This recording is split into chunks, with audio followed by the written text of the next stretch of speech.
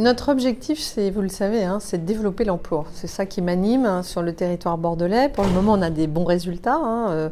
On est passé de 300 emplois nets créés il y a 3 ans à 7900 emplois nets créés l'année dernière, donc une très belle progression. Mais les emplois sont créés par les acteurs économiques, les entreprises, les TPE, les PME. Donc moi, mon objectif, c'est de se mettre au service de ces acteurs.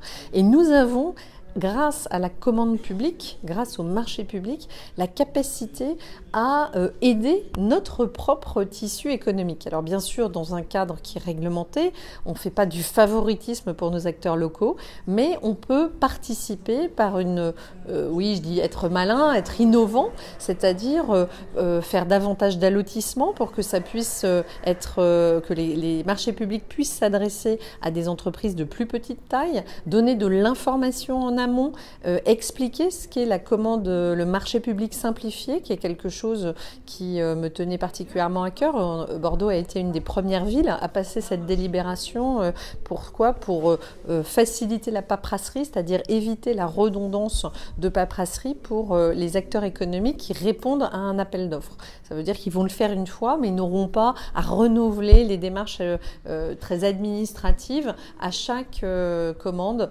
publique. Et donc ça, c'est quelque chose d'intéressant. On pense qu'il faut développer la formation aussi, aider nos acteurs économiques à mieux répondre à des appels d'offres, à mieux maîtriser les outils que sont la commande publique innovante et les marchés publics simplifiés, parce que souvent il y a une méconnaissance pour les acteurs publics, les acteurs économiques, pardon, du territoire, de ce qu'est cette commande publique et de comment l'appréhender.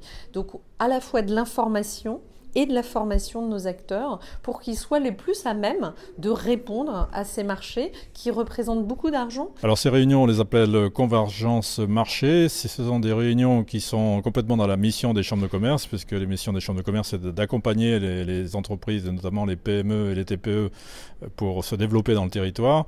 Et ces réunions convergence marché permettent d'accompagner et d'aider des entreprises pour pouvoir répondre à des appels d'offres importants sur lesquels elles ne pourraient pas répondre toutes seules. Alors, c'est les inciter à se regrouper. La concurrence, c'est ailleurs. On les incite à se regrouper. On essaie de trouver un chef de file qui va être l'entreprise la plus structurée, qui va emmener les autres PME pour faire un groupement de compétences, un groupement momentané d'entreprises pour répondre à un appel d'offres d'un gros marché. Les appels d'offres, ce sont des appels d'offres publics, puisque là, aujourd'hui, c'est Bordeaux Métropole. On l'a fait récemment avec le groupe La Poste. Bientôt, on va le faire avec la SNCF. Ce sont les grands donneurs d'ordre. Et nous, on est l'interface pour aider ces PME à répondre à ces grands donneurs d'ordre auxquels ils n'auraient pas accès s'ils n'étaient pas aidés.